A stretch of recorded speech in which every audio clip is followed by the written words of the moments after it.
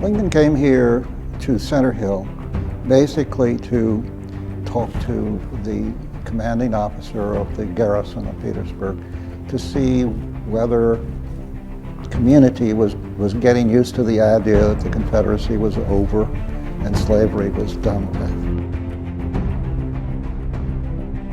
Once he found out that Petersburg had fallen, he decided he wanted to come in and see the city for himself. And General Grant allowed him to use his horse Cincinnati. They eventually arrived to this house at the corner of Market and Brown Street. Behind me is the Appomattox River. We're about 65 feet above the river on the point of rocks. Lincoln here would have been able to see the spires of Petersburg. Lincoln would spend 2 of the last 3 weeks of his life here.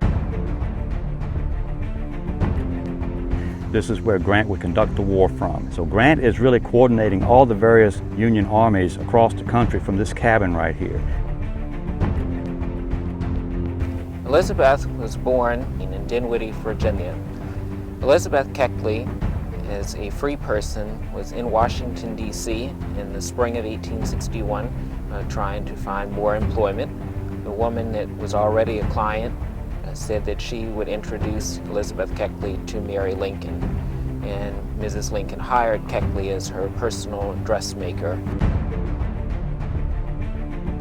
He got off his horse and climbed up on the parapets of Fort Mahone. All around him were dead bodies, and 2 of the soldiers say he was crying, weeping as he always did because of the dead, but also weeping because this war was over. He knew that meant that slavery was done for.